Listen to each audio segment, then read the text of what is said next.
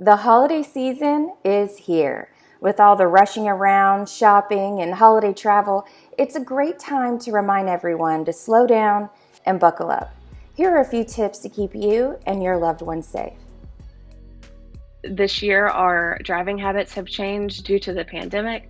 A lot of us are either working from home a lot more, and for most of us, our vehicles really haven't been top of mind in the last year or so. So before you head out on that trip, we definitely suggest for drivers to take a look at their vehicle and do a road trip maintenance checklist before they head out. So you want to check things like your tires, your wiper blades, any fluids or belts and hoses, and definitely make sure that all your lights are functioning, and take a look at things like your battery and your brakes. While you're taking a look at your vehicle, it's also a great time to try to winterize your emergency kit that you have in your vehicle. If you don't have a kit in your vehicle, now's a great time to start one. So, in general, you want to have some very basic items that would help you in the event of a roadside issue that could pop up. So, some of the basic items that you're looking for are jumper cables, a basic toolkit, a way to charge your phone, so an extra phone charger, maybe a battery backup, since for a lot of us, our cell phone is our lifeline. As we head into colder weather, I would also suggest to make sure that you have things in your car that help for those cold weather issues. So things like an ice scraper, some abrasive material in case you lose traction on the roadway or your car gets stuck, some de-icer, things like that that could help battle some of those winter weather issues that could pop up.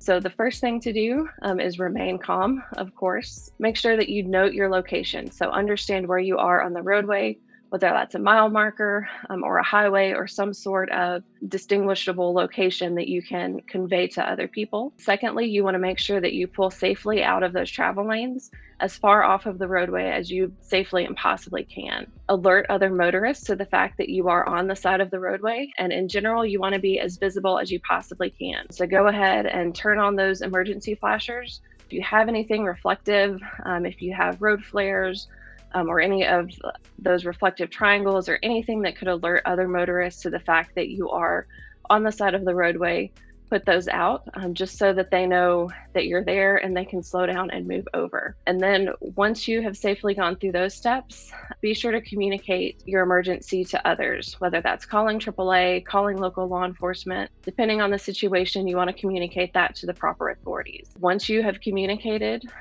with those individuals, make sure that you are staying in your vehicle.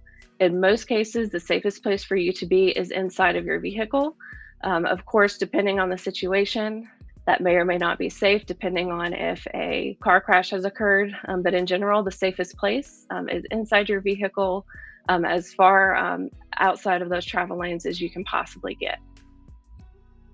Anytime that you have more drivers on the roadway, that also increases the risk of things happening. So that increases the risk for car crashes. And, in general, most car crashes happen because of driver error.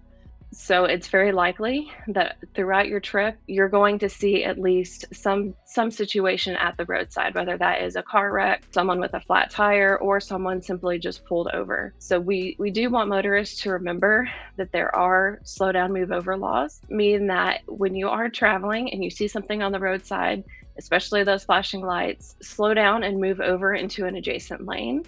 If that's not possible, slow down and pass very carefully. So a recent survey on slow down, move over laws was done by AAA, and we found that 18% of drivers who are aware that these laws exist don't know that there is one in Tennessee. We also found that 19% of Tennessee drivers have either experienced a car crash or a near miss with an emergency vehicle on the side of the road, which is very scary. So pay attention, be sure to scan the road ahead of you. If you see anything, whether it be an emergency responder or just a regular person with a flat tire on the side of the road, go ahead and slow down and move over.